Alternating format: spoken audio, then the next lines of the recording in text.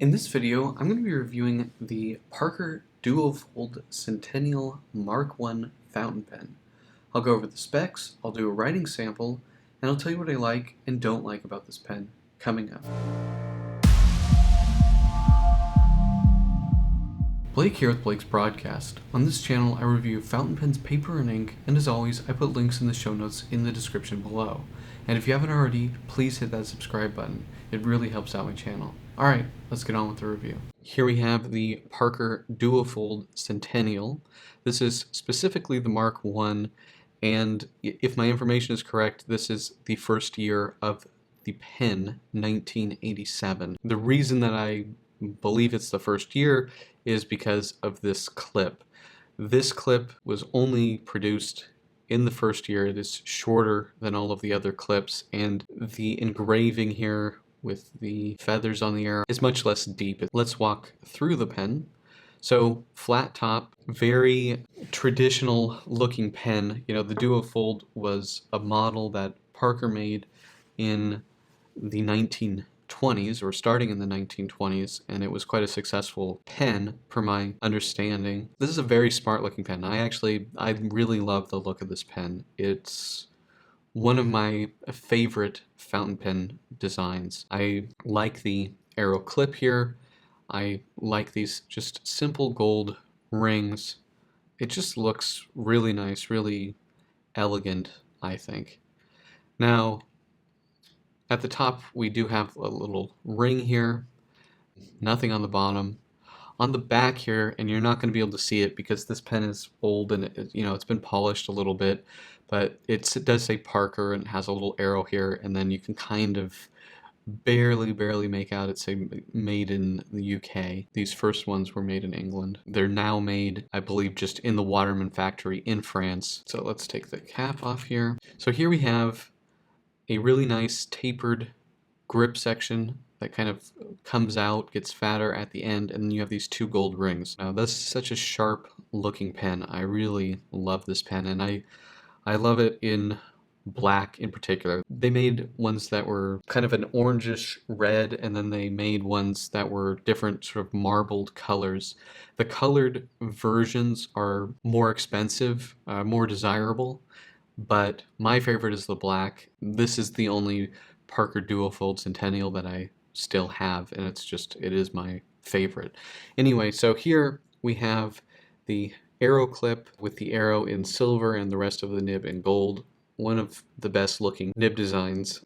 On the side here we have 18K, and then there's a hallmark down here which I can't really read, but I don't know. Let's see. There's like a P and some other symbols down there, but it's some kind of hallmark. Anyway, it says Parker across the top and then 750 on the other side, denoting 18 karat gold. And then if we turn it over, we can see the feed, and this says number 84, and 84 denotes the nib grade, and this is a broad, so 84 means broad. Supposedly they made these pens in something like over 20 different nib grades. You know, despite being a 1920s design, a very high-tech production at the time, the feed was designed by a computer, and it was designed to not leak on, a typical commercial airliner. Even though this is a classic design pen, it was very high-tech at the time. Now, the pen uses a proprietary cartridge converter system. You can see this is a very big cartridge. It also takes Aurora cartridges, and then here's just a Parker converter. Big ink capacity here. Let's do some measurements. About 135, 136 millimeters. Now, the Duofold came in several sizes. Now I believe they only make the International and the Centennial. The Centennial is the biggest one. It's a little bit longer and a little bit wider. Also, when you're buying these used, the Centennial is worth more. The bigger one is always worth more. You look at the size differences on paper, they're really minuscule. However, when you're writing with them, I do feel like I definitely prefer the Centennial version over the International. Uncapped, I'd say that's 129 millimeters. And then capped, about 171 centimeters. quite a long pen capped. So just looking at the grip section really quick here, it tapers down and then flutes out. So I'll try to get the narrower part and then get the top up here. So about the narrowest, we're about 10. And then up at the top here, about the widest, 11 millimeters. So good size grip section, very comfortable pen. Also, I should have mentioned, the body is made out of an acrylic. It's a nice feeling pen, doesn't feel cheap at all. So this is with a pretty full converter in there, 28.4 grams. It's got that's a good weight for a plastic pen. That isn't super light.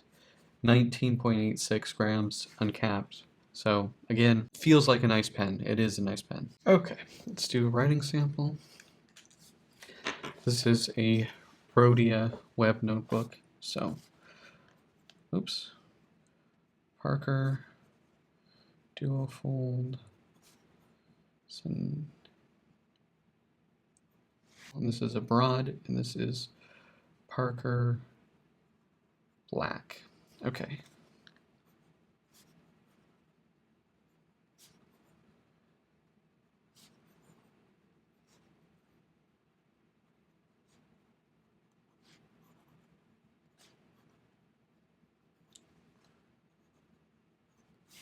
Some fast writing.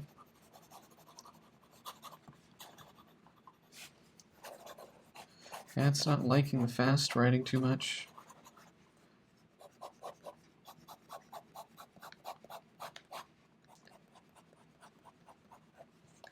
Okay, so not so good at fast writing. It seems like the feed is not keeping up with it.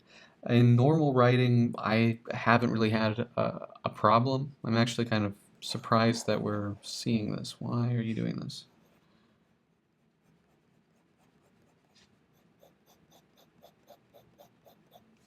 Okay, let's try reverse writing.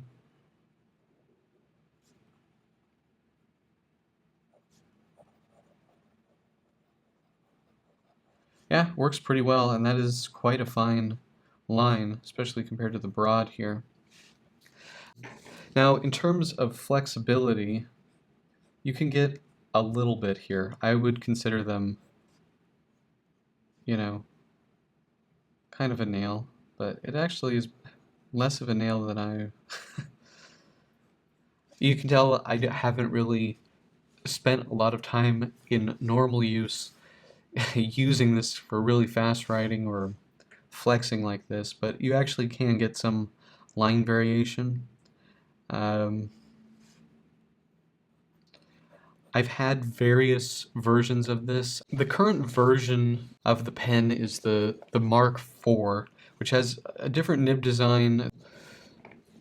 There are some minor design changes. However, the nibs, to me, all write the same. They all have the same style feed. I don't really think anything has really changed other than the decoration of the nib. If that's wrong, let me know. But in terms of writing, all the versions that I've tried, and I don't think I maybe haven't had a Mark III, but I've had the 2 and the 4, and writing performance-wise, I feel like they all feel the same. Very smooth. Yeah, I know we didn't get the best performance here, but in normal writing circumstances, I really haven't had any performance issues. So what are my pros and cons for the Parker Duofold Centennial fountain pen? Well, I love the looks of this pen. This is one of my favorite pens design-wise. I love the flat tops. I like these gold rings. I like the arrow clip, and I really like the arrow design on the nib. I think it's one of the best looking nibs out there. Really good shape, nice big size. Yeah, this pen just really works for me looks wise. Now, I also think that the pen is interesting in the sense that, you know, this was the sort of quote-unquote official pen for George H.W. Bush's inauguration. It's a pen that I think various presidents have used, and it's also been used in the British government. That is interesting. Adds to the story of the pen, I guess. So I like that aspect of it. It's a nice writer. It's been reliable for me. The other pro here is it's not that expensive. They're not too expensive used, especially in black. The colors and marbled colors cost quite a bit more. This pen you can get for $250 in good condition, and it's a really nice pen for that money. The current Mark IV version of the pen retails, I think, for over $700. Now on Amazon, you can buy it. I've seen them in the, I think, sub $300 range. The Mark IV version, it has like a finial. It's not quite as flat as this, different clip and cap rings and a different style, decoration on the nib. The nib, otherwise though, I think is essentially the same. And they're made in France versus the UK. Not that matters. They're both really nice quality pens and they write the same to me. Now, in terms of cons, it is a proprietary cartridge converter system. It does work with Aurora cartridges. They're big cartridges though, so that is a plus. So you get a large ink capacity with the Parker cartridges or the Aurora cartridges. Other cons, I don't really have too many. I mean, I wish they still made the pen with this specific design. They don't, so if you like this specific style, then you do have to buy it used, so that is a bummer, but the prices aren't crazy. So that is the Parker Duofold Centennial Mark I. Do you guys have this pen?